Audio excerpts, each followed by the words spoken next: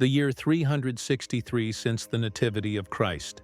The boundless sun-scorched Mesopotamian plains sweltered under the June heat. The air, thick and still, shimmered above the heated sand, distorting the outlines of distant hills, transforming them into ghostly mirages. Here, on the hostile soil of the Persian Empire, a tragedy was unfolding, one destined to echo through the centuries. The Roman army, which had recently marched proudly under the banners of Emperor Flavius Claudius Julianus, was now retreating, exhausted, pursued, demoralized. The great campaign, conceived as a triumphal procession of a new Alexander, was turning into a catastrophe. At the very heart of this chaos, amidst the clash of weapons, the cries of the wounded, and the death rattles, lay he, the emperor. Just a few hours earlier, his figure, clad in gleaming armor, had inspired hope in the soldiers.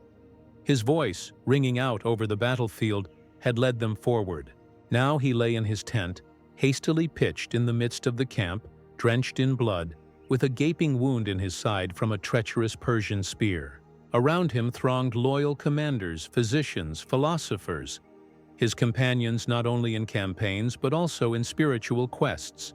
Their faces were contorted with grief and despair, but on Julian's own face, despite his deathly pallor and agony, there was a strange, almost unearthly calm. His thoughts, already veiled by the approaching shadow of death, darted not to physical pain, not to the fear of oblivion, but to something immeasurably greater. He thought of the gods, those ancient, powerful entities to whom he had dedicated his life, whose altars he had tried to restore from the ashes of neglect. He thought of Rome, of its eternal glory, which he had dreamed of reviving in all the splendor of ancient virtues. He thought of his great yet unfinished work, returning the empire to its Hellenic roots, to the wisdom of Plato and the strength of Achilles. Who was he? This man who challenged the inexorable march of time, who tried to turn back the mighty river of history carrying on its waves a new faith. Christianity? Flavius Claudius Julianus, nephew of Constantine the Great, the last emperor of his dynasty, a philosopher on the throne, a warrior, a writer, a reformer. To some, he was a beacon of Hellenic wisdom, the last defender of a dying world of ancient culture. To others, the accursed apostate, a perfidious renegade who dared to raise his hand against Christ and his church. His short but dazzlingly bright reign, lasting only 2 incomplete years, became one of the most dramatic pages in the history of the late Roman Empire. It was filled with grandiose plans, bold reforms, fierce struggles, and ultimately, tragic defeat. But even in his demise, Julian remained true to himself. A philosopher despising death, and a warrior meeting it with an open visor. This story is not just an account of one emperor's life and death. It is a journey into the depths of a complex, pivotal era when the old world was collapsing, and a new one was only just being born in agony. It is an attempt to understand the motives, passions, and delusions of a man who dared to defy fate and whose name still provokes such fierce debate. We will delve into the labyrinths of Constantinople's palace intrigues, traverse the dusty roads of Gaul with his legions, peer into the tranquility of Athens' philosophical schools, and find ourselves in the very inferno of his final, fatal battle. We will try to look impartially at Julian's deeds, separating historical truth from later myths and legends, to understand who he truly was, the apostate or the last Roman. His fate is a mirror reflecting all the tragedy and grandeur of departing antiquity, and the echo of his steps is still heard at the crossroads of history. Prepare for a long and captivating journey into the world of Emperor Julian, whose life and death forever changed Rome and left an indelible mark on the memory of mankind. Flavius Claudius Julianus, the future emperor, first saw the light of day in May or June of the year 331 or 332, since the Nativity of Christ. The exact date of his birth, like many details of his early life, is shrouded in the mists of time and contradictory testimonies. His birthplace was Constantinople, the new Rome, the brilliant capital founded by his uncle, Emperor Constantine the Great, on the shores of the Bosphorus. The very fact of his birth in this city, a symbol of the empire's new era, seemed to foretell a great future for him. However, the shadows omens that had gathered over the imperial family presaged tragedy rather than triumph. Julian's father was Julius Constantius, Constantine the Great's half-brother, son of Emperor Constantius Theodorus, and his second wife, Flavia Maximiana Theodora. Thus, Julian belonged to the very pinnacle of the ruling dynasty. The blood of Caesars and Augusti flowed in his veins. His mother was Basilina, a woman of noble origin from Bithynia, daughter of the influential governor of Egypt, Julius Julianus. Basilina received an excellent education, was a devout Christian, though, according to some accounts, she sympathized with Arianism, and her piety undoubtedly influenced her son's early upbringing, albeit briefly. Alas, family happiness was short-lived. Basilina died just a few months after Julian's birth, leaving the infant in the care of his father and numerous imperial relatives. This early loss of his mother perhaps became the first link in a chain of tragic events that shaped his complex and contradictory character. He barely remembered her, and the image of his mother probably remained for him only a vague, idealized memory, woven from the stories of those around him. Julian's early childhood coincided with a period of relative stability, while his powerful uncle, Constantine the Great, was alive. The emperor, who had united the vast Roman Empire under his rule and legalized Christianity, seemed an unshakable rock. Julian probably grew up in the luxury of the imperial palace, surrounded by servants, tutors, and numerous relatives. However, behind the outward splendor lay deep contradictions and power struggles. Constantine's dynasty was extensive, and every member with even a drop of imperial blood could potentially claim the throne. This hidden tension was bound to erupt with terrible force. The turning point in young Julian's life, as for the entire empire, was May of 337. Constantine the Great died, leaving no clear instructions regarding succession. He divided the empire among his three sons, Constantine II, Constantius II, and Constans, and two nephews, Dalmatius the Younger and Hannibalianus the Younger, assigning them various titles and territories. Such a complex system of power division was inherently unstable and inevitably led to conflict, and it was not long in coming. Shortly after Constantine's death, in the summer of that same year, 337, a bloody massacre took place in Constantinople, one of the darkest pages in the dynasty's history. The soldiers of the capital garrison, allegedly fearing a conspiracy against Constantine's sons, carried out a merciless slaughter of their closest male relatives. The true instigators of this carnage still remain a subject of debate among historians. Some blame Constantius II, the most ambitious and ruthless of Constantine's sons, who sought to eliminate all potential rivals. Others point to the influence of court cliques or a spontaneous soldier's mutiny, skillfully directed. In any case, virtually all adult men from Constantine's collateral branch fell victim to this massacre. Among the slain was Julian's father, Julius Constantius, his eldest son, Julian's half-brother from their father's first marriage, Julian's uncle Dalmatius the Elder, who held the post of censor, and his sons, Caesar Dalmatius the Younger and King of Kings Hannibalianus the Younger, as well as other relatives, also perished. 6-year-old Julian and his older half-brother, Constantius Gallus, who was about 11 or 12, miraculously escaped death. Their survival is explained in various ways. According to one version, Julian was too young to pose a threat. According to another, Gallus suffered from some serious illness and was considered unviable. Perhaps the intercession of some influential courtiers or bishops, remembering the piety of his mother Basilina, also played a role. Most likely, Constantius II, the main beneficiary of this slaughter, decided to spare the boys' lives to use them in his political games in the future, or simply did not consider them dangerous at that moment. This tragedy left an indelible mark on Julian's soul. He instantly lost his father, brother, uncles, cousins, almost his entire family. The images of his murdered relatives, the horror of what he had experienced, the atmosphere of fear and betrayal, all this was deeply ingrained in his childhood memory. He became an orphan, a hostage in the hands of those who were possibly guilty of his loved ones' deaths. This event undoubtedly engendered in him a deep distrust of those around him, especially of imperial authority and court intrigues. It may also have become one of the sources of his future aversion to cruelty and arbitrariness, although, as history would show, he himself was not always free from these vices.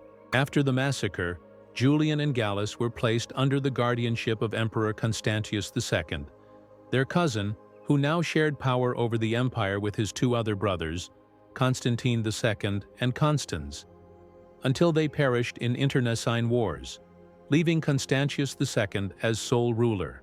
Initially, Julian was apparently left in Constantinople, but soon he was sent to Nicomedia, a large city in Bithynia, his mother's homeland. There, he was entrusted to the upbringing of Eusebius, bishop of Nicomedia, an influential church figure who held Arian views. Arianism, which denied the consubstantiality of God the Father and God the Son, was a very widespread current in Christianity at that time, and Constantius II himself sympathized with it. In Eusebius's house, Julian received his initial education. The bishop, being an educated man, probably ensured that the boy studied grammar, rhetoric, and of course, Holy Scripture. During this period, Julian, according to his own later admissions, was a zealous Christian. He attended church services, read the Bible, and participated in religious rites. However, the atmosphere of constant surveillance, memories of the tragedy he had endured, and perhaps a subconscious feeling of falsity in the ostentatious piety of some of his mentors, may have sown the first seeds of doubt in his soul. Eusebius of Nicomedia died around 341, and Julian, along with Gallus, was transferred from Nicomedia to an even more secluded place, the imperial estate of Macellum in Cappadocia, a remote province in Asia Minor. It was effectively a luxurious castle surrounded by vast lands, but for the young princes, it became a kind of honorable prison. Here they spent about 6 years, from 341 to 347, in complete isolation from the outside world, under the strict supervision of servants and tutors appointed by Constantius. The emperor, obviously, feared that his growing nephews might become a banner for some conspiracies or rebellions. Life in Macellum was monotonous and solitary. The brothers were deprived of communication with peers. Their contacts with the outside world were minimized. Their main occupation was study. They were given access to a rich library, and Julian eagerly devoured books. He studied classical Greek literature, history, and philosophy. It was here, far from the bustle of the imperial court and ecclesiastical disputes, that his fascination with Hellenic culture began to form, which would later grow into a passionate adherence to paganism. Relations between Julian and Gallus during this period were probably complex. Gallus was older, with a more irascible and untamed temper. Julian, on the other hand, was inclined to introspection, bookish pursuits, and was distinguished by restraint and secrecy. Nevertheless, their common fate, joint exile, and common enemies must have brought them closer. In Macellum, they continued to receive a Christian upbringing. Their tutor was a certain Arian bishop, George of Cappadocia, a crude and ignorant man, according to Julian's later Otzivi. Perhaps it was communication with such representatives of Christianity, contrasting with the grandeur and wisdom of the ancient authors he read secretly, that strengthened his aversion to the faith imposed upon him. In Macellum, Julian and Gallus even participated in building a chapel in honor of the Christian martyr Mamas, which was supposed to demonstrate their loyalty to the emperor and the Christian faith. However, behind this outward obedience lay growing internal protest, especially in Julian.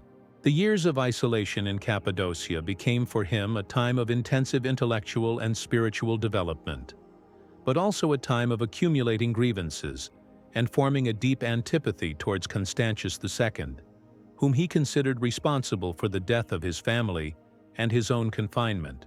The shadows of Constantinople, which had darkened his infancy, extended even here to distant Cappadocia, shaping the character of the future emperor, in whom a thirst for knowledge, a striving for justice, hidden ambition, and a deeply rooted sense of injury were bizarrely intertwined. This period of his life laid the foundation for his future beliefs and actions, largely predetermining his tragic fate. He did not yet know what trials and opportunities the future held for him, but the seeds of apostasy had already been sown in his soul, awaiting their hour to sprout. The period following his confinement in Macellum became a time of intense intellectual growth for Julian and the final formation of his worldview. Constantius II, convinced that his nephews posed no immediate threat, or perhaps needing potential heirs and assistants, as he himself remained childless for a long time, decided to somewhat relax his surveillance. In 347, when Julian was about 16, he was allowed to return to Constantinople to continue his education. Gallus, however, remained under closer scrutiny, and his fate would unfold differently. Returning to the capital, the city of his birth, now as a conscious young man, must have made an immense impression on Julian. Constantinople was not only the administrative and political center of the empire, but also its largest cultural and educational metropolis. Intellectual life thrived there. Famous rhetoricians and philosophers worked, and libraries overflowed with scrolls and codices. For a youth whose soul thirsted for knowledge, this was like a breath of fresh air after the stifling atmosphere of Cappadocian seclusion. In Constantinople, Julian came under the guardianship of Eutropius, a eunuch holding a high position at court. Eutropius, himself an educated man and a fine connoisseur of culture, ensured that Julian received the best teachers. One of them was Nicomedia, a renowned grammarian and rhetorician from Laconia, an adherent of the classical Hellenic tradition. Under his guidance, Julian perfected his knowledge of the Greek language, studying Homer, Hesiod, the tragedians, and historians, the entire golden fund of ancient literature. Nicomedia probably not only taught him philological subtleties, but also subtly instilled in him a love for Hellenic values, for the ideals of courage, valor, wisdom, and beauty, celebrated by ancient authors. Another important tutor for Julian during this period was Hecbabolius, or Ecubolius, a sophist and rhetorician who, ironically, professed Christianity at the time, though he would later revert to paganism under Julian, and then back to Christianity after Julian's death, earning him the nickname Turncoat. Hecbabolius taught Julian the art of eloquence, so necessary for any statesman or public intellectual of that era. Rhetoric lessons included not only studying the rules of speech construction and stylistic figures, but also a deep immersion in history and philosophy, as a good orator had to possess encyclopedic knowledge. Despite Julian formally continuing to be considered a Christian and attending church services, his heart increasingly leaned towards Hellenism. He avidly read Plato, Aristotle, Plotinus, Porphyry, and Iamblichus, pillars of Neoplatonic philosophy, which was experiencing its heyday in the 4th century and becoming the main intellectual bulwark of paganism in its struggle against advancing Christianity.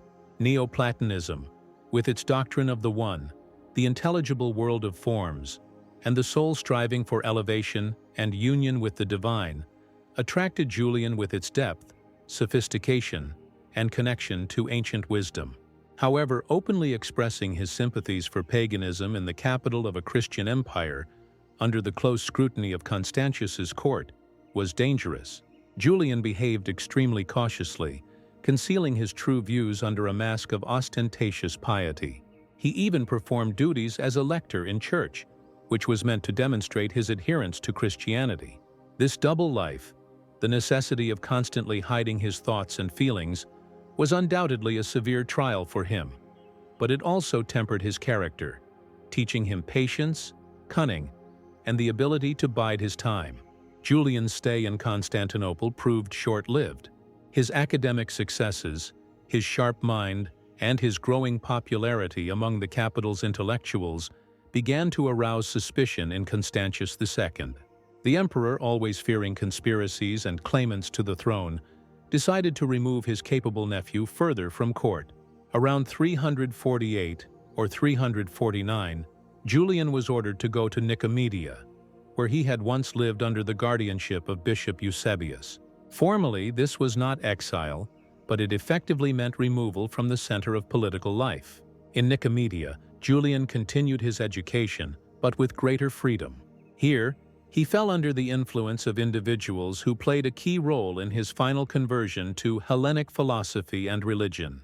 One such person was the famous rhetorician Libanius, the most authoritative representative of the pagan intellectual elite of that time. Libanius taught in Nicomedia, but Julian, due to Constantius's fears, was forbidden to attend his lectures. However, Julian found a way around this ban. He obtained notes of Libanius's lectures and studied them secretly. Libanius's eloquence, his profound erudition, and his passionate defense of Hellenic ideals made an indelible impression on Julian. Although they were not personally acquainted during this period, Libanius became Julian's teacher in absentia and an idol, and their correspondence and friendship in subsequent years would play an important role in both their lives. Even more significant for Julian's spiritual development was his acquaintance with Mardonius, a Scythian eunuch who had been his mother Basilina's tutor and now became his mentor. Mardonius, despite his barbarian origin and court position, was a profound scholar and passionate admirer of Greek culture. From childhood, he instilled in Julian a love for Homer and other classics, contrasting them with the barbaric, in his view, texts of Holy Scripture. Mardonius taught Julian to see ancient myths not merely as fables, but as profound allegories concealing philosophical truth. He instilled in him an ascetic lifestyle, contempt for luxury and sensual pleasures, which corresponded to the ideals of Stoic and Platonic philosophy. Mardonius's influence on the formation of Julian's character and worldview was immense. He became for him not just a teacher but a spiritual father, a guide into the world of Hellenic wisdom. Under his influence, Julian became definitively convinced that truth and beauty lay not in the new faith, but in the ancient heritage of Greece. In Nicomedia, Julian also met a number of Neoplatonist philosophers who further strengthened him in his new convictions. He studied the works of Iamblichus, who developed Plotinus's teachings, adding elements of theurgy, a magical practice aimed at communicating with the gods and achieving divine union. Theurgy, with its mysterious rituals, incantations, and promise of direct contact with higher powers, particularly attracted Julian, who sought not only intellectual, but also spiritual satisfaction. In 351, Constantius II, needing an assistant in the east, appointed Julian's half-brother Gallus as Caesar and sent him to Antioch. This event somewhat eased Julian's situation, as the emperor's attention was partly diverted to Gallus. Julian was allowed to continue his travels in search of knowledge. He visited Pergamum, where he studied under Aedesius, a disciple of Iamblichus. Aedesius, seeing Julian's passionate devotion to philosophy, directed him to his best students, Eusebius of Myndus and Maximus of Ephesus. Eusebius cautioned Julian against excessive enthusiasm for theurgy, emphasizing the importance of pure reason in attaining truth. Maximus, on the contrary, was a fervent adept of theurgy and mystical practices. It was Maximus of Ephesus, a charismatic philosopher-magician, who exerted a decisive influence on Julian. He initiated him into secret Hellenic mysteries, probably Mithraic or Eleusinian cults, and definitively convinced him of the truth of the pagan gods. Under Maximus's influence, Julian secretly renounced Christianity and became a zealous follower of the Hellenic religion. This occurred around 351 to 352, when Julian was about 20 years old. From this moment, his life acquired a new purpose: the revival of paganism and the restoration of the glory of Hellenic civilization. In 354, Julian was permitted to travel to Athens, the cradle of philosophy and democracy, a sacred city for every Hellene. This was the fulfillment of his long-held dream. In Athens, he spent several months attending lectures by famous philosophers and rhetoricians, including Proheresius and Himerius. He immersed himself in an atmosphere of intellectual freedom, communicated with like-minded individuals, and participated in philosophical debates. Here, he may have been initiated into the Eleusinian mysteries, one of the most revered and mysterious cults of ancient Greece. His stay in Athens became the pinnacle of his educational journey and definitively confirmed him in his Hellenic beliefs. He felt himself the heir to a great tradition, called upon to protect it from oblivion and destruction. However, the idyll of Athenian life was interrupted by tragic events. In that same year, 354, his half-brother Gallus, who had ruled in the east with excessive cruelty and incurred Constantius's displeasure, was recalled to court, arrested, and executed by order of the emperor. This news plunged Julian into terror and despair. He was once again in mortal danger, as Constantius's suspicions could easily turn towards him. The shadow of death loomed over him again, and the secret paths of knowledge he had so eagerly trodden suddenly led him to the brink of an abyss. His philosophical studies and fascination with Hellenism could now be interpreted as disloyalty and even conspiracy. Julian's future became more uncertain and threatening than ever. He was summoned to Constantius's court in Mediolanum, the city known today as Milan, and no one knew what awaited him there, pardon or execution. The path from scholar-philosopher to political actor was not only unexpected but also extremely perilous. The summons to the court of Emperor Constantius II in Mediolanum, following Gallus's execution in 354, became a moment of supreme danger for Julian.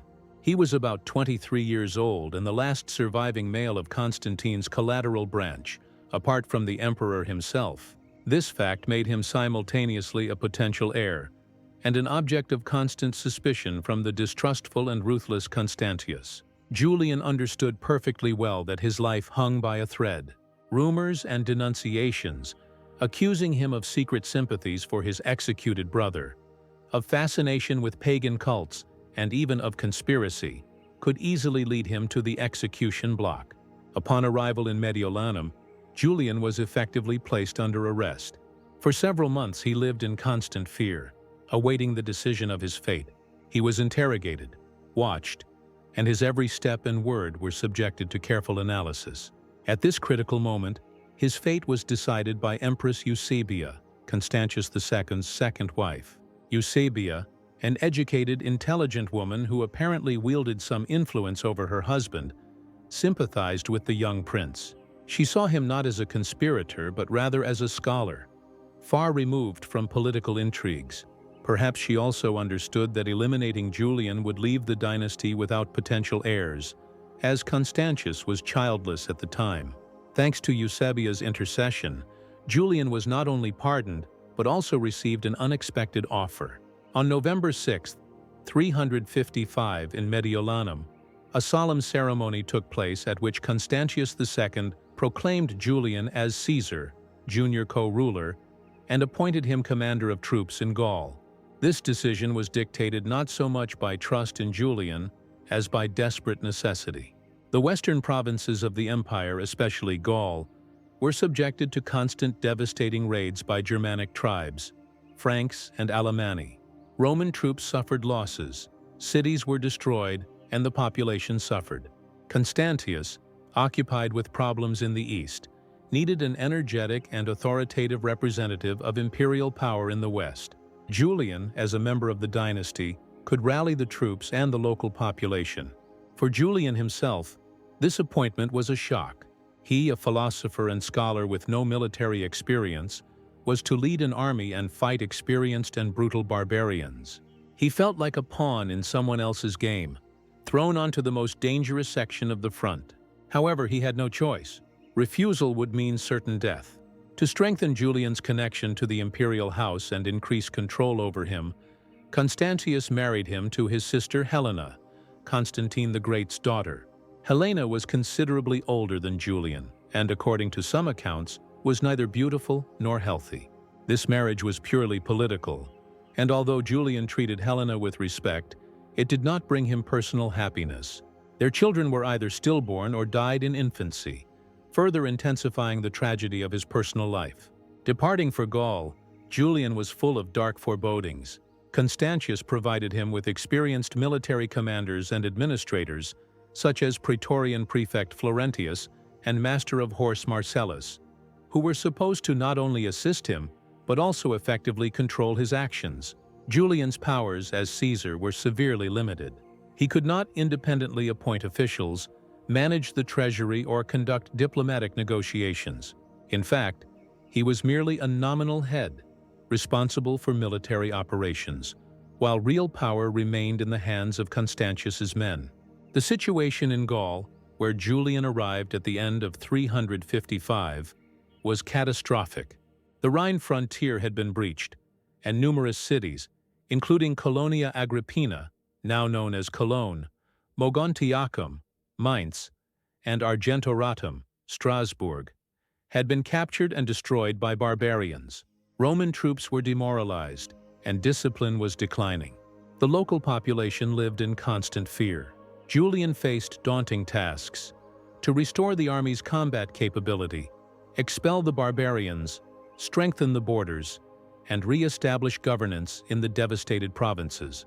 To the surprise of many, and primarily Constantius himself, Julian proved to be a talented and energetic leader.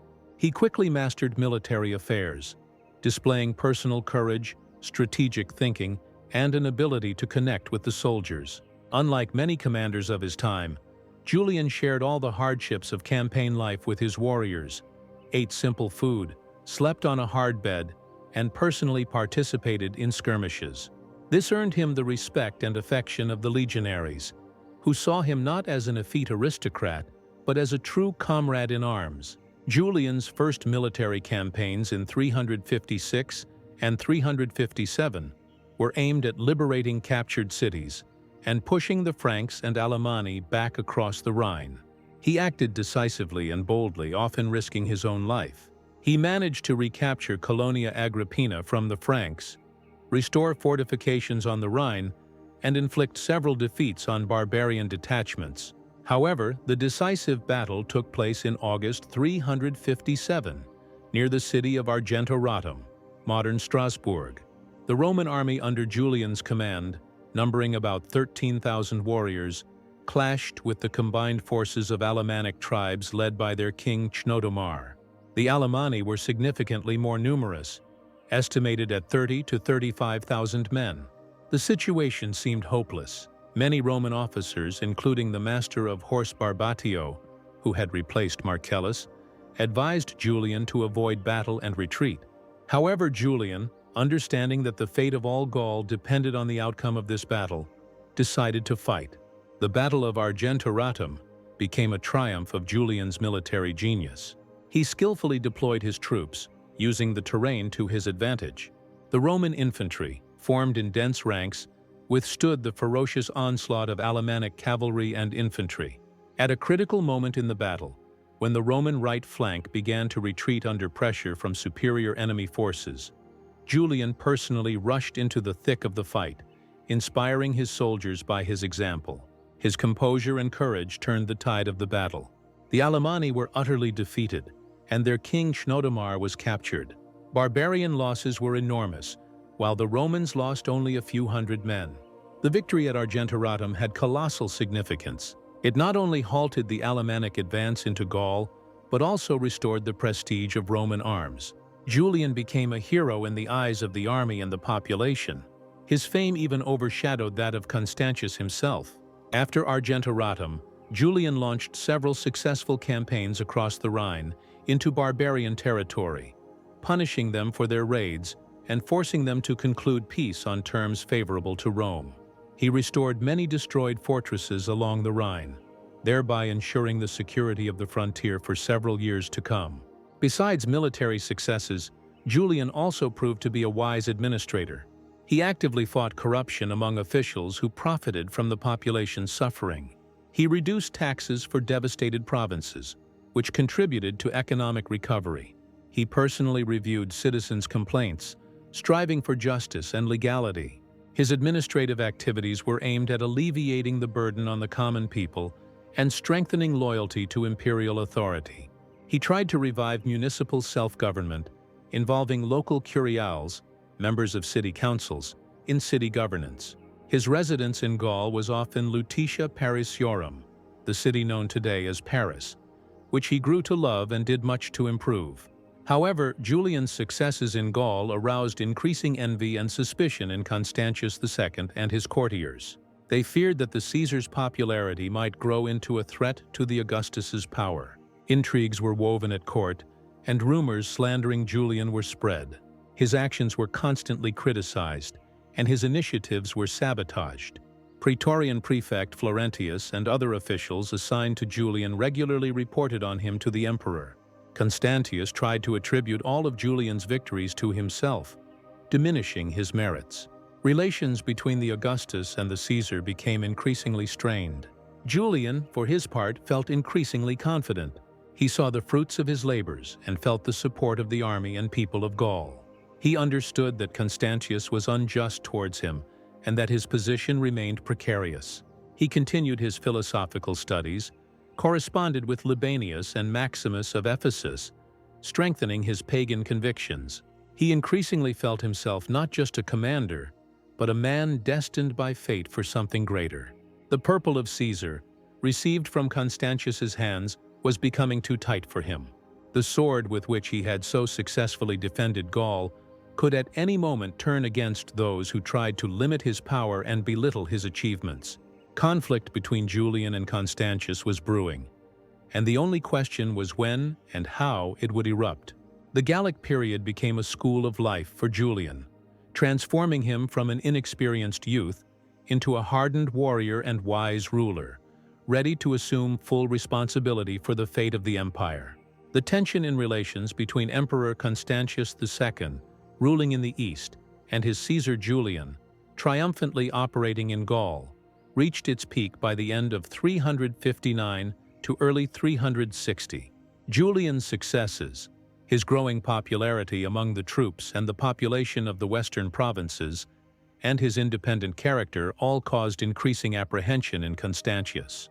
The emperor, who had himself come to sole power through a series of intrigues and bloody reprisals, was pathologically suspicious and tolerated no one beside him who might cast a shadow on his authority. Julian, despite his outward loyalty, became increasingly aware of the injustice of his position and felt more acutely the weight of imperial distrust. The catalyst for open conflict was the situation on the eastern borders of the empire. The Persian king Shapur II, taking advantage of the fact that Rome's main forces were engaged on the Danube and Rhine, launched a new large-scale offensive in Mesopotamia and Armenia. In 359, the Persians captured the important fortress of Amida after a long and bloody siege. Constantius urgently needed reinforcements for the Eastern army, and he decided to take them from Gaul, from the very legions loyal to Julian, which had just achieved brilliant victories over the Germans under his command. In early 360, Constantius sent the tribune and notary Decentius to Gaul, with orders for Julian to immediately dispatch 4 of the best Gallic legions to the east, namely the Celts, Petulantes, Herulians, and Jovians, as well as 300 elite warriors from each remaining legion. This order was tantamount to political suicide for Julian. Firstly, he would lose his most combat-ready and loyal units, weakening Gaul's defenses and jeopardizing all his previous achievements. Secondly, the Gallic soldiers, many of whom were natives of these lands, did not want to leave their homes and families to fight in the distant and foreign east. They were attached to Julian, under whose command they were accustomed to winning, and did not trust Constantius's commanders. Thirdly, Julian himself understood perfectly well that Constantius was thus trying not only to strengthen the Eastern army, but also to weaken his own position by depriving him of military support. Julian found himself in an extremely difficult situation. To obey the order would mean betraying Gaul's interests, losing the trust of his soldiers, and possibly signing his own death warrant by remaining defenseless against Constantius's intrigues. To refuse would mean open rebellion and civil war, the outcome of which was completely unpredictable. Julian tried to protest, pointing to the danger of a new Germanic invasion if the Gallic army was weakened, but Decentius was adamant, citing the Augustus's will. Events unfolded rapidly. The legions designated for dispatch to the east were assembled in Lutetia Parisiorum, that is, Paris, Julian's winter residence. Discontent grew among the soldiers. They openly expressed their unwillingness to go to Persia, complaining that they were being torn from their homeland and their beloved commander. Julian, though sympathizing with them, tried to persuade them to obey the order, fearing the consequences of a mutiny. However, the situation spiraled out of control. One February night in 360, the exact date is unknown, the mutinous soldiers surrounded the palace where Julian was staying. They proclaimed him Augustus, raising him on a shield, as was customary among Roman soldiers when electing an emperor. They demanded that he accept the imperial title and lead them not to the east, but against Constantius's tyranny. Julian, as he himself claimed in a letter to the Athenians, hesitated for a long time, refused, cited his oath to Constantius and the danger of civil war. He asserted that he was forced to accept the purple. However, many historians, including Ammianus Marcellinus, who was a contemporary of the events and an admirer of Julian, believe that Julian, if not the instigator of this soldiers' mutiny, at least did not resist it too strongly, and perhaps even secretly encouraged it. Ambitions, long hidden under the guise of a philosopher and loyal Caesar, finally burst forth. In any case, Julian accepted the imperial title and diadem, which, according to legend, was hastily made from a soldier's necklace or a horse's trapping. He delivered a speech to the troops, promising to rule justly, defend Gaul, and care for the soldiers' welfare. Julian's proclamation as Augustus was a direct challenge to Constantius II and marked the beginning of a new civil war, a calamity that had already plagued the Roman Empire multiple times. After his proclamation, Julian immediately began to act as a full-fledged Augustus. He appointed new commanders, strengthened his administration, and began minting coins with his image and title. His first act was another successful campaign against the Franks to secure his rear before the inevitable clash with Constantius. Then Julian attempted to resolve the conflict peacefully. He sent several letters to Constantius, explaining the circumstances of his proclamation, assuring him of his personal loyalty, which already sounded unconvincing, and proposing a compromise. He would rule in the West as Augustus, while recognizing Constantius's supreme authority. In effect, he was proposing a return to the system of diarchy or tetrarchy that had existed under Diocletian. Constantius, who was in Caesarea Cappadocia at the time, was enraged upon receiving news from Gaul. He regarded Julian's actions as mutiny and betrayal. In his reply, he sharply demanded that Julian immediately renounce the title of Augustus, content himself with the rank of Caesar, and await his further orders. There could be no question of power sharing. Constantius began preparing an army to march west to punish the usurper. Negotiations reached a stalemate. Civil war became inevitable. Julian, understanding that delay was dangerous, decided to strike first. In the summer of 361, he assembled his army, numbering about 23,000 men, considerably less than Constantius's forces, and marched east. His plan was audacious: to cross all of Europe, occupy key Danubian provinces, and seize the initiative from Constantius. Julian's march was swift and brilliantly organized. He divided his army into 3 columns, which moved by different routes through Raetia, Noricum, and Pannonia, to confuse the enemy and ensure rapid advance. Julian himself, with the main body of troops, marched through the Black Forest and along the Danube. His appearance in Illyricum was a complete surprise to Constantius's supporters. Cities and legions, one after another, defected to his side. The key strategic point of Sirmium, modern Sremska Mitrovica in Serbia, an important military base on the Danube, surrendered to him without a fight. In a short time, Julian gained control of the entire Balkan prefecture, including Greece. Constantius, busy preparing for the Persian War, was caught off guard by Julian's successes. He was forced to interrupt his eastern plans and turn his army against his new rival. 2 Roman armies, led by 2 emperors, cousins, prepared to clash in a fratricidal struggle somewhere in the Balkans. The empire held its breath, awaiting a new bloody civil war that could have definitively undermined its strength. However, fate decreed otherwise. While Julian was fortifying himself in Naissus, modern Niš in Serbia, awaiting Constantius's approach, news arrived that changed everything. On November 3, 361, Emperor Constantius II, marching with his army from Antioch, died suddenly of a fever in the small town of Massacre in Cilicia, Asia Minor. He was only 44 years old.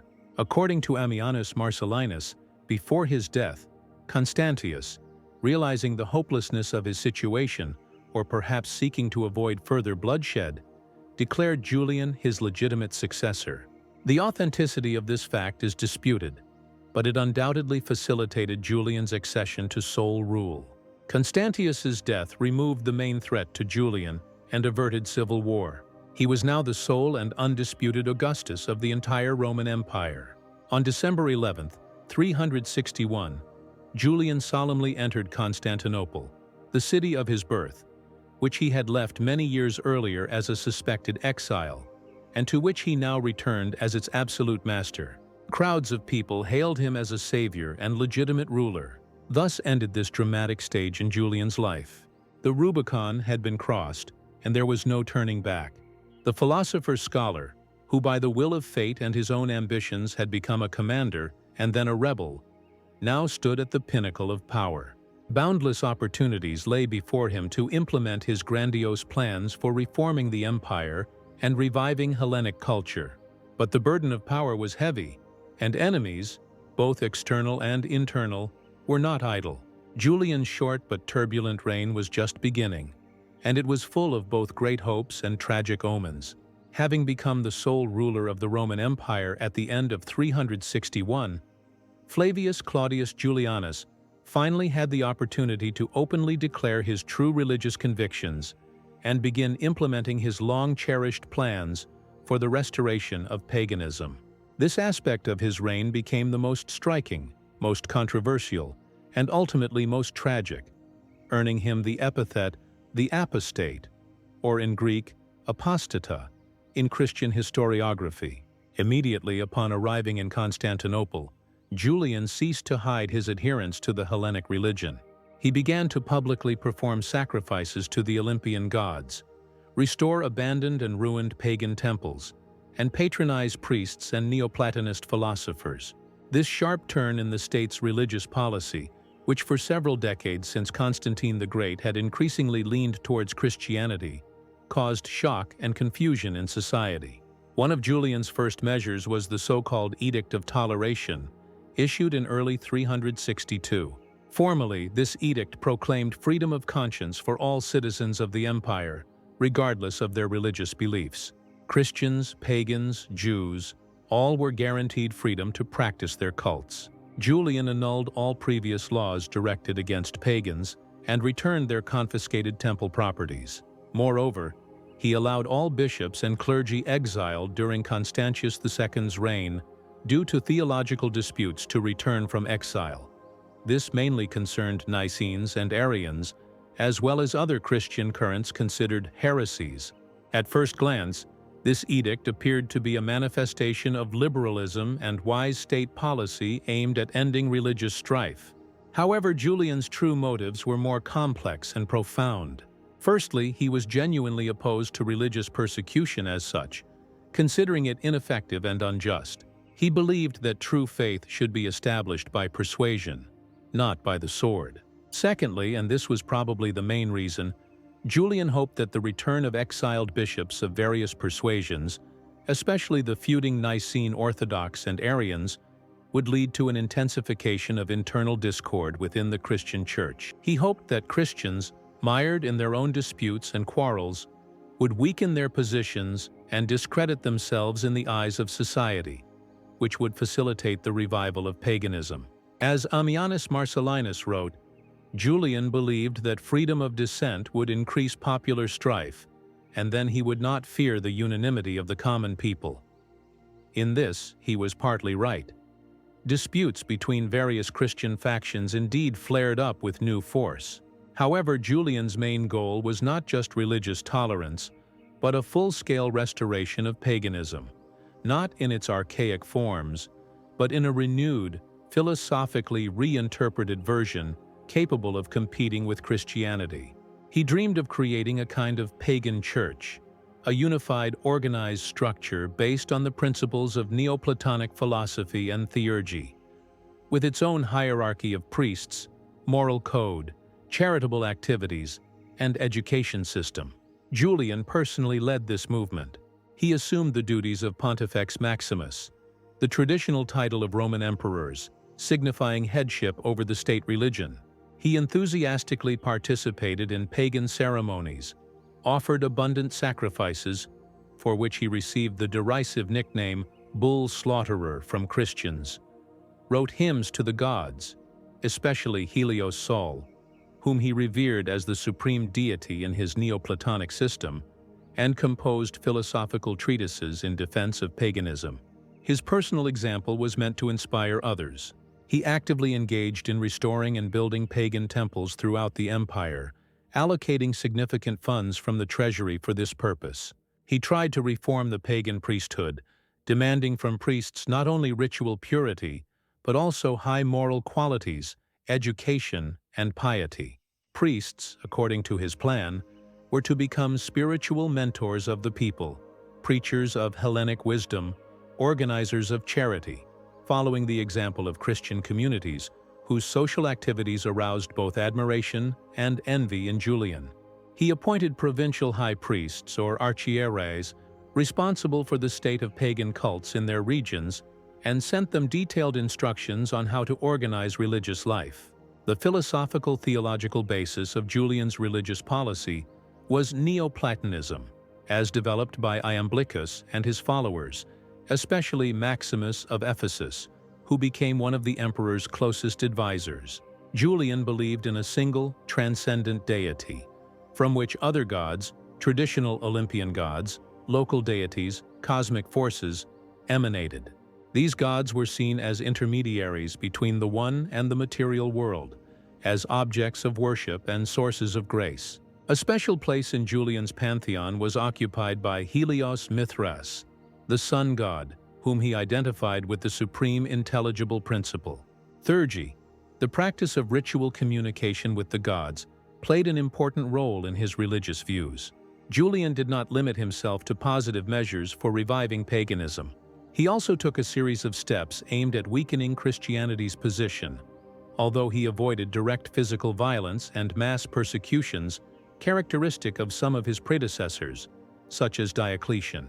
His methods were more subtle and sophisticated, but no less dangerous for the Christian Church. One of his most famous and controversial decrees was the so-called Edict on Schools, issued in June 362. This edict forbade Christians from teaching classical Greek and Roman literature, rhetoric, and philosophy. Julian justified this by arguing that Christians, by rejecting the pagan gods celebrated in these works, could not sincerely and correctly teach them. If they consider wise those whom they expound, Julian wrote, let them first imitate their piety towards the gods. But if they think those were mistaken in the most important matters, then let them go to the churches of the Galileans to expound Matthew and Luke.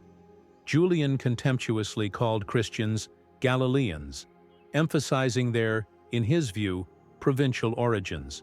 This edict dealt a serious blow to the Christian intelligentsia, many of whom were rhetoricians and grammarians earning their living by teaching classics. It was also aimed at depriving Christian youth of access to Hellenic culture, which was the basis of education and intellectual life at that time. Julian hoped this would lead to a decline in Christians' cultural level and make them less attractive to educated strata of society. This decree provoked sharp criticism from Christian apologists like Gregory of Nazianzus and Apollinaris of Laodicea, who saw it as an attempt to stifle Christianity through cultural starvation. Some famous Christian teachers, for example, Proheresius in Athens, who had been Julian's own teacher, were forced to leave their chairs.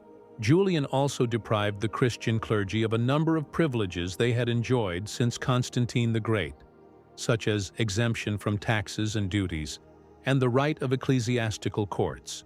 He sought to place the Christian Church on an equal and, in reality, less advantageous footing compared to revived paganism.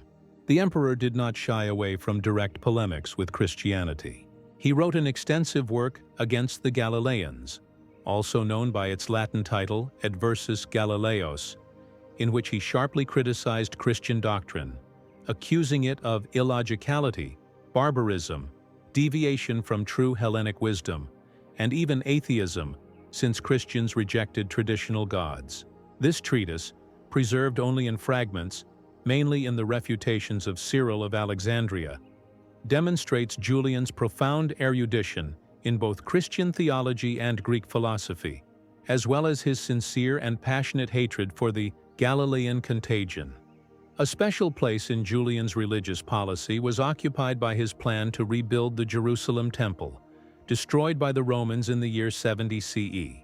This project, begun in 363, had several objectives.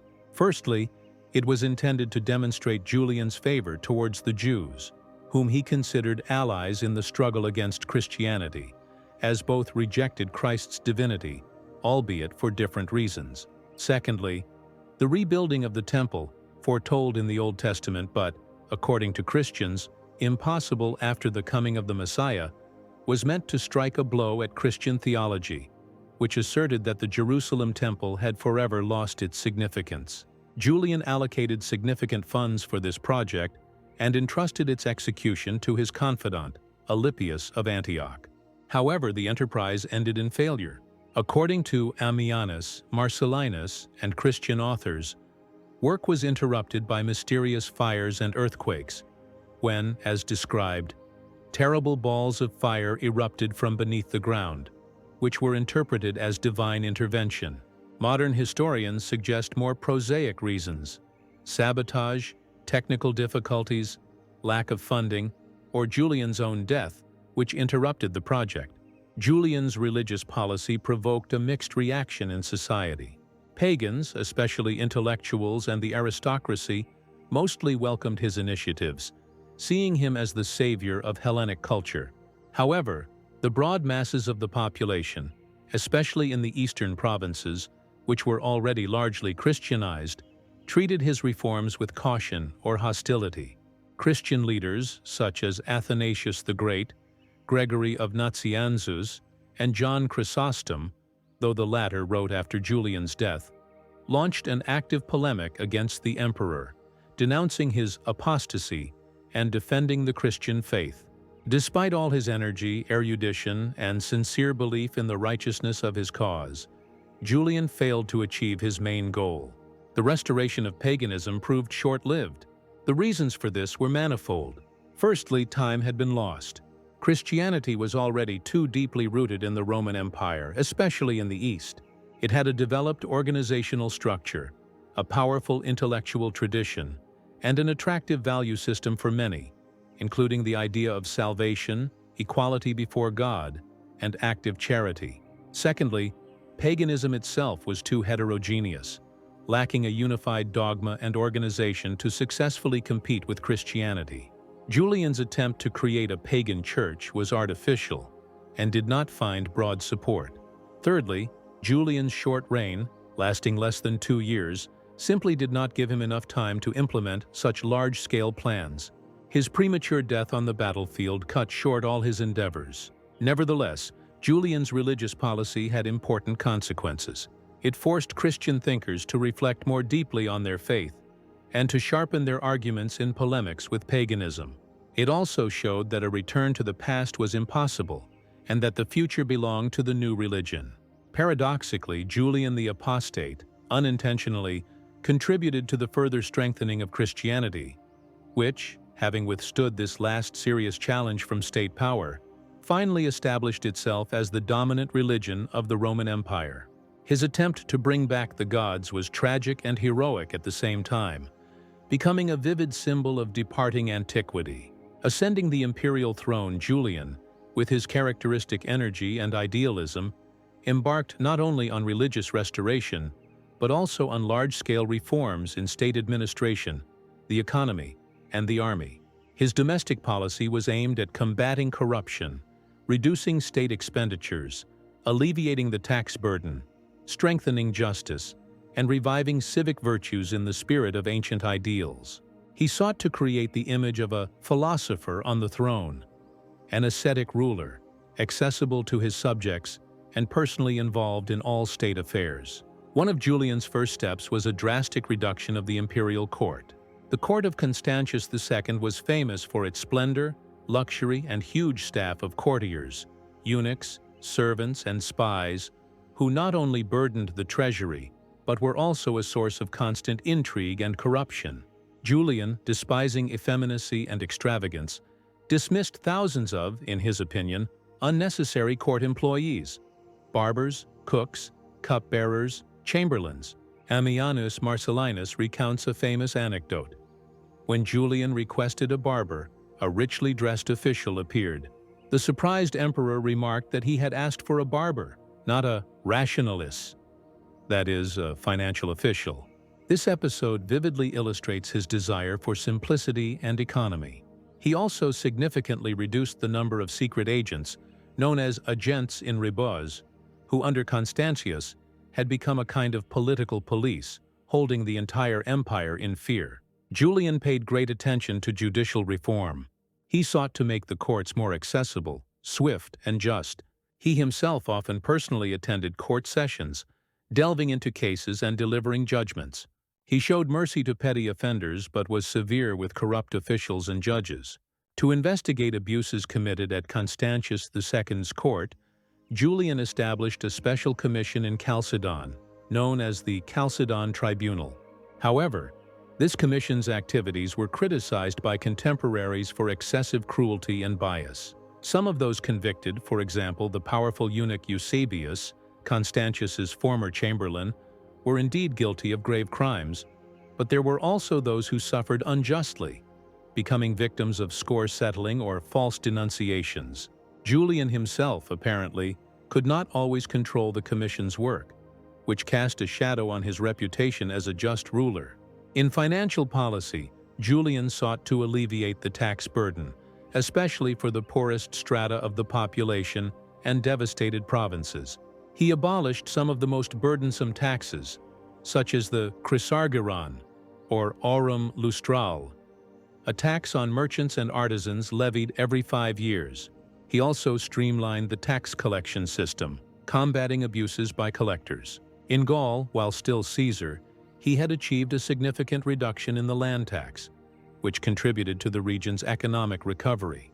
As Augustus, he tried to extend this practice to other provinces. However, his financial reforms were limited by the need to maintain a large army and wage wars, which required significant expenditures. Moreover, his generosity in restoring pagan temples also burdened the treasury. Julian paid special attention to cities and municipal self-government. He saw cities as pillars of the empire and centers of Hellenic culture. He sought to restore the authority and financial solvency of city councils, or curiae, whose members, known as curiales or decurions, were responsible for tax collection and urban management. In the late Roman Empire, the position of curiales had become extremely difficult. They were personally liable for tax arrears, which led to their ruin and flight from cities. Julian tried to alleviate their situation by granting them some privileges and involving them in governance. He also donated generously for the improvement of cities, construction of public buildings, aqueducts, and libraries. His favorite city remained Lutetia, that is, Paris, but he also cared for other centers such as Antioch, Constantinople, and Athens. In the military sphere, Julian continued the policy of strengthening the army, which he had begun in Gaul. He was a proponent of strict discipline, but also cared for the soldiers' needs, personally inspected troops, and shared the hardships of campaign life with them. He sought to increase the legion's combat capability and improve their armament and supply. His military successes in Gaul earned him immense popularity in the army, which remained his main support. Julian tried to embody the ideal of the philosopher-ruler described by Plato. He led a modest, almost ascetic life, worked hard, dedicating his nights to studying philosophy and writing his own works. He was accessible to petitioners and sought to personally delve into all matters. His energy and capacity for work amazed his contemporaries. However, his idealism and intolerance of others' shortcomings often led to conflicts. He was irascible, straightforward, and not always tactful. His passionate adherence to Hellenism and dislike of Christianity provoked rejection from a significant part of the population. One example of such conflict was his stay in Antioch on the Orontes, one of the largest and richest cities in the East, during the winter of 362 to 363, while preparing for the Persian campaign. The population of Antioch, mostly Christian and only superficially Hellenized, did not share the emperor's religious and philosophical enthusiasms. The Antiochians, known for their free thinking and love of entertainment, mocked Julian's asceticism, his beard, which he wore in imitation of Greek philosophers, while Roman emperors usually shaved, and his frequent sacrifices. They were irritated by economic difficulties caused by the presence of a huge army in the city and rising food prices, for which they blamed the emperor. Julian, in turn, was outraged by the frivolity, ingratitude, and impiety of the Antiochians. He tried to regulate bread prices, which only led to its disappearance from the market. The conflict became so acute that Julian, in response to the Antiochians' mockery, wrote a satirical work, Misopogon, meaning beard hater, in which he caustically ridiculed the morals of Antioch's inhabitants, but also himself, acknowledging his own shortcomings. This episode showed how far Julian's ideals were from reality, and how difficult it was for him to find common ground with his subjects who did not share his philosophical and religious views. Despite all difficulties and contradictions, Julian's domestic policy was imbued with a sincere desire for the empire's welfare. He tried to halt the processes of decay that had gripped late Roman society, and to revive civic virtue, justice, and cultural traditions. However, his reforms were too short-lived and in many ways too radical to take root. His reliance on reviving paganism proved a losing strategy in the face of Christianity's steady advance. His idealism often clashed with the inertia of the bureaucratic apparatus, the self-interest of certain population groups, and a general decline in morals. Nevertheless, many of his initiatives, for example in taxation or combating corruption, were progressive and deserve high praise. Julian remains in history as one of the last reformers of the ancient world who tried to save it from impending collapse, albeit with methods not always in keeping with the spirit of the time. His tragedy lay in his attempt to turn history backward, not understanding that the old world could not be restored. The pinnacle and simultaneously the tragic finale of Emperor Julian's short reign was his grandiose campaign against the Sasanian Persian Empire in the spring and summer of 363. This campaign, conceived as a crushing blow to Rome's eternal enemy in the east and a repetition of Alexander the Great's triumphs, turned into a catastrophe for Julian and his army, costing him his life and burying many of his reformist plans. The reasons that prompted Julian to undertake this risky campaign were multifaceted. Firstly, it was a long-standing strategic necessity. Persia, under the energetic king Shapur II, who reigned from 309 to 379, posed a constant threat to the eastern provinces of the Roman Empire. The Persians repeatedly invaded Mesopotamia, Syria, and Armenia, captured Roman cities and fortresses, and took thousands of inhabitants captive. Constantius II had waged protracted and generally unsuccessful wars with Shapur II. Julian, seeking to secure the empire's borders and restore its military prestige, considered it necessary to inflict a decisive defeat on Persia. Secondly, Julian undoubtedly burned with a thirst for military glory. His successes in Gaul against the Germans inspired him to more ambitious undertakings. The image of Alexander the Great, who conquered the East, was his guiding star. Victory over Persia was intended not only to strengthen his power and authority, but also to inscribe his name in the pantheon of history's greatest commanders. It was also meant, according to his plan, to contribute to the consolidation of the empire around his person and his program of reviving Hellenic values, including military valor. Thirdly, some historians suggest that Julian might also have pursued religious goals. Persia was a stronghold of Zoroastrianism, and victory over it could, in his eyes, symbolize the triumph of Hellenic gods, or at least weaken one of the rivals to his revived paganism. However, direct evidence for such motivation is scarce. Preparations for the campaign were conducted on a grand scale. Julian assembled a huge army, numbering, according to various estimates, from 65,000 to 80 or 90,000 men. It included the best legions from across the empire, including veterans of the Gallic campaigns, as well as numerous auxiliary detachments, including barbarian allies such as Goths and Arabs. A powerful fleet of over 1,000 transport and warships was created to accompany the army along the Euphrates River, delivering provisions and siege engines. Julian spent the winter of 362 to 363 in Antioch, making final preparations and settling affairs in the east. As mentioned, his stay there was marred by conflict with the local population. Nevertheless, he did not abandon his plans. Before starting the campaign, Julian, true to his religious beliefs, performed numerous sacrifices and divinations, trying to secure the gods' support. The omens, according to Ammianus Marcellinus, were ambiguous and rather unfavorable, but the emperor, confident in his righteousness and his luck, decided to ignore them. He also rejected Shapur II's offer of peace negotiations, demanding unconditional surrender. On March 5, 363, Julian, at the head of his enormous army, set out from Antioch.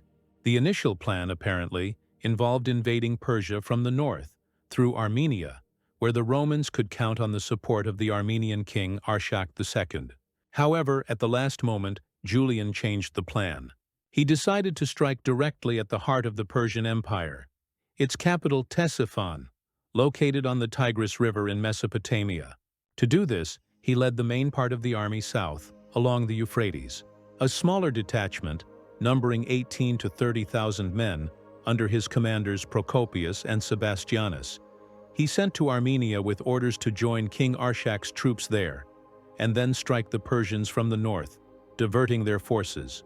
This plan was risky, as it divided Roman forces and made the success of the operation dependent on the coordination of two distant army groups. The beginning of the campaign was successful. The Roman army, accompanied by the fleet, advanced rapidly through enemy territory.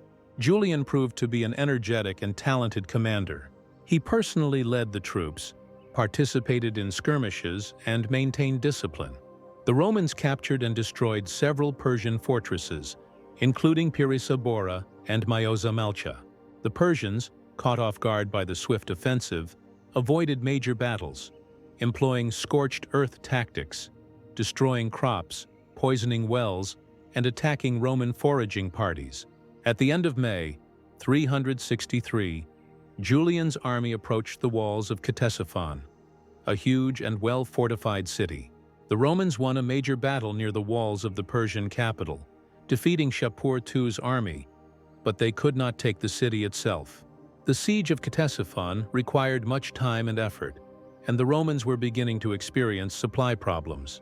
The fleet, which was supposed to provide the army with provisions, could not navigate so far up the Tigris. Moreover, the northern detachment of Procopius and Sebastianus never appeared, either due to the Armenian king's treachery or lack of coordination. At this critical moment, Julian made a fateful decision.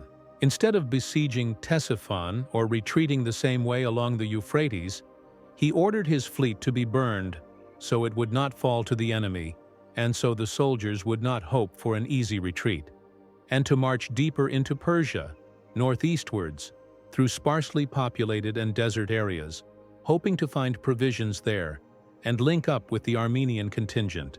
This decision was partly dictated by desperation, partly by excessive self-confidence and a desire for a decisive victory at any cost.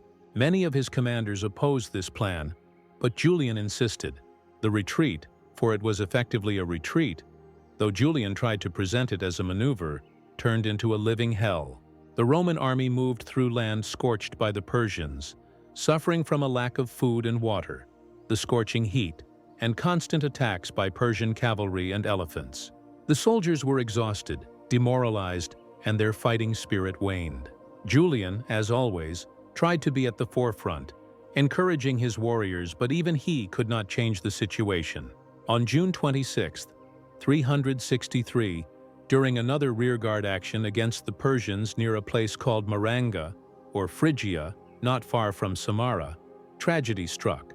Julian, learning of an attack on the rearguard, rushed into battle in haste, without even managing to put on his armor. According to one version, he had removed it due to the heat. According to another, he simply did not have time.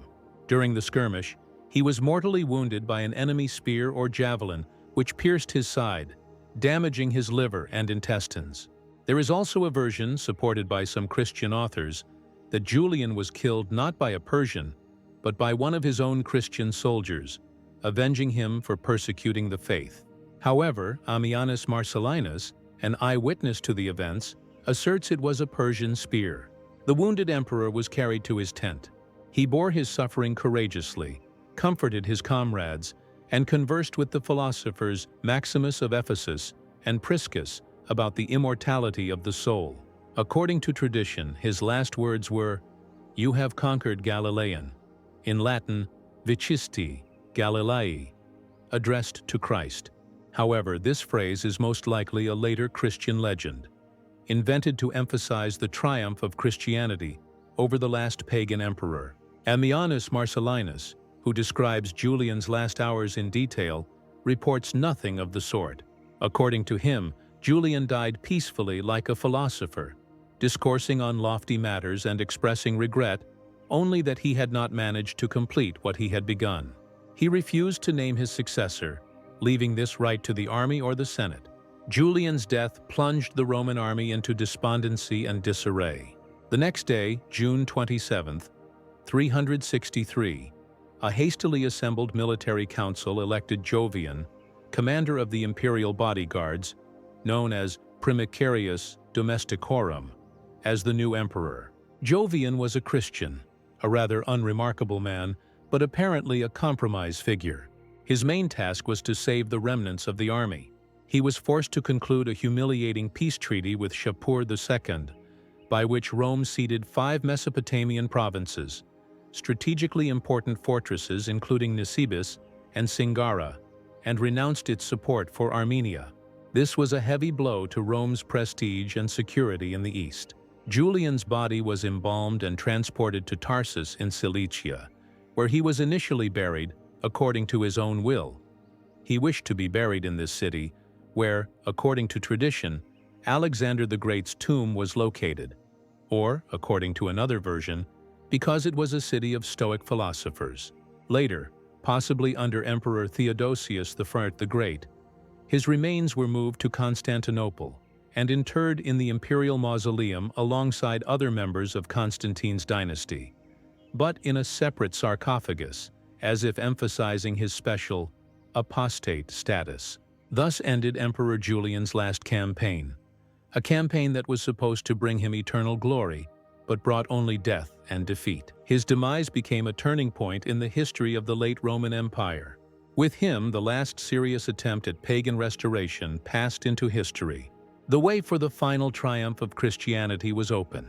The death of Emperor Flavius Claudius Julianus on the battlefield in Mesopotamia on June 26, 363, marked not just the end of one short but exceptionally eventful reign. It became a symbolic rubege, a line drawn under an entire era, the era of classical antiquity, which, despite all its internal transformations, was still trying to defend its right to exist in the face of an advancing new world, a new faith, a new civilization. Julian's death was not only the personal tragedy of a philosopher on the throne, but also the collapse of the last large-scale state-sanctioned attempt to turn back the wheel of history and restore paganism in the Roman Empire.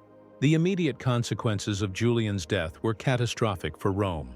The election of Jovian, a man without particular talents or political weight, led to the conclusion of a shameful peace with Persia, by which the empire lost significant territories in the east and renounced its influence in Armenia. This defeat weakened Roman positions in the region for a long time and became a harbinger of further territorial losses. The army, exhausted and demoralized, returned with difficulty to Roman soil, leaving behind a trail of unfulfilled hopes and bitter disappointments. Julian's religious policy, his main and most ambitious project, collapsed almost immediately after his death. Jovian, being a Christian, immediately annulled all of his predecessors' anti-Christian edicts and restored the privileges of the church and clergy. Pagan temples, which had only just begun to revive, once again fell into disrepair, and priests lost state support.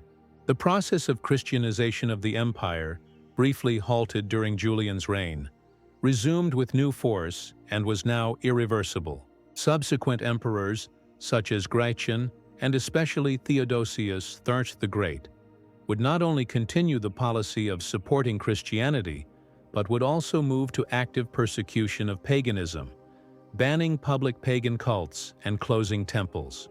Thus, Julian's short reign proved to be merely a brief interlude, a bright but hopeless flash of a dying pagan world. The assessment of Julian's personality and activities began even during his lifetime and continues to this day, provoking fierce debates and generating the most contradictory opinions. Pagan contemporaries, such as the historian Ammianus Marcellinus, who was the main source of information about Julian and served under his command, and the rhetorician Libanius, his friend and admirer, left enthusiastic reviews of the emperor. For them, Julian was the epitome of an ideal ruler, a wise philosopher, a brave warrior, a just judge, an ascetic, and a reformer. They extolled his erudition, his personal courage, and his desire to revive Hellenic culture and virtues. Ammianus, although criticizing Julian for some of his shortcomings, for example his excessive enthusiasm for sacrifices, excessive talkativeness, and a certain fussiness, generally painted his portrait as one of the greatest Roman emperors. Libanius, in his speeches and letters, lamented his untimely death as an irreparable loss for the entire civilized world. Christian contemporaries and writers of subsequent generations, on the contrary, created an image of Julian as the apostate, a villain, a traitor to the true faith, a persecutor of the church, an acolyte of demons. Church fathers such as Gregory of Nazianzus, who studied with Julian in Athens and knew him personally, Athanasius the Great, John Chrysostom, and Cyril of Alexandria subjected him to sharp criticism, denouncing his religious policy, his philosophical views, and his personal qualities. They saw him as an embodiment of anti-Christian forces, an instrument of the devil trying to destroy the church. His death on the battlefield was interpreted by them as divine retribution for his apostasy. The legend of his dying cry, "You have conquered, Galilean," became a symbol of Christianity's final triumph. This negative image of Julian dominated European historiography for many centuries, especially during the Middle Ages. However, even among Christian authors, there were more moderate assessments. For example, the church historian Socrates Scholasticus, writing in the 5th century, acknowledged some of Julian's positive qualities, such as his erudition and temperance, although he condemned his religious policy. A new surge of interest in Julian's personality occurred during the Renaissance, when humanists, admiring ancient culture, saw him as a defender of Hellenic wisdom and an enlightened monarch. His writings, including speeches, letters, philosophical treatises, the satire Misopogon, and hymns to the gods, began to be studied and translated. Philosophers and writers of the Enlightenment, which belongs to the 18th century, such as Montesquieu, Voltaire, and Gibbon, also highly valued Julian, seeing him as a fighter against religious fanaticism and superstition, a proponent of religious tolerance and reason. For them, he was a tragic figure ahead of his time, an enlightened monarch whose reforms were doomed to failure in the dark ages of religious intolerance. In the 19th century, during the era of Romanticism and nationalism, Julian's image again attracted the attention of writers, poets, and artists. His fate inspired Henrik Ibsen to create the famous drama Emperor and Galilean, in which Julian is presented as a tragic hero, torn by internal contradictions, a seeker of a third kingdom, a synthesis of paganism and Christianity. Modern historical science strives for a more objective and balanced assessment of Julian, free from ideological extremes. Historians acknowledge the complexity and ambiguity of his figure. He was undoubtedly a man of outstanding abilities, a talented commander, an energetic administrator, a profound thinker, a prolific writer. His desire for justice, his fight against corruption, and his concern for the welfare of his subjects deserve respect. His attempt to reform paganism, to give it philosophical depth and ethical direction, was grandiose in its own way. However, historians also point to his shortcomings and mistakes. His religious policy, despite the formal proclamation of religious tolerance, was essentially aimed at discriminating against Christianity and artificially imposing paganism, which could not but cause resistance. His edict on schools was a clear violation of the principle of freedom of conscience. His idealism often bordered on fanaticism, and his intolerance of dissent, especially towards Christians, contradicted his own philosophical principles. His Persian campaign was an adventure poorly prepared and leading to catastrophic consequences. Did Julian have a chance to change the religious future of Europe? Most modern historians answer this question negatively. By the mid-4th century, Christianity was already too deeply rooted in the Roman Empire, especially in its eastern, most developed part. It possessed a powerful organization, a developed theology, and a broad social base. Paganism, despite all of Julian's efforts, remained fragmented, archaic, and devoid of a unified center and an attractive ideology for the broad masses. Julian's attempt to create a pagan church on the Christian model was artificial and belated. Even if he had not died in Persia and had ruled longer, it is unlikely that he would have been able to stop the triumphant march of Christianity. Most likely, his policy would only have led to an exacerbation of religious conflicts and further weakening of the empire. Nevertheless, the legacy of Julian the Apostate extends far beyond his unsuccessful religious reform. His life and work are a vivid example of the tragedy of an idealist trying to resist the inexorable course of history. He was the last representative of the ancient world on the imperial throne, the last to seriously attempt to revive its values and ideals.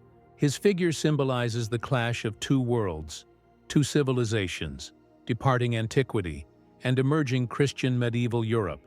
Julian remains an eternal question for historians and philosophers. Was he the last hero of paganism, or a tragic dreamer who misunderstood his time? Was he an enlightened reformer, or a reactionary trying to halt progress?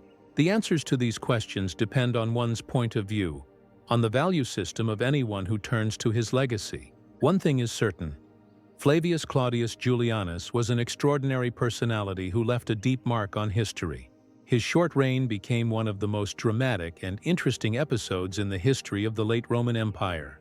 He forced his contemporaries and posterity to reflect on fundamental questions of faith, culture, power, the meaning of history, and the fate of civilizations. And even today, almost 17 centuries later, his name continues to provoke debate and stir minds, proving that the shadows of great personalities of the past do not disappear without a trace, but continue to cast their light, or their shadow, on subsequent generations. Perhaps the most accurate epitaph for Julian belongs neither to his friends nor his enemies, but to history itself, which in its impartial wisdom has preserved the memory of him as a man who dared to challenge his age, even if doomed to defeat. He was the last glimmer of antiquity's setting sun, the final chord in the great symphony of the Hellenic spirit, before the twilight of a new era descended upon the world. And in this lies his enduring significance and his enduring tragedy. Thank you for joining us on this long and, we hope, engaging journey into the world of Emperor Julian the Apostate.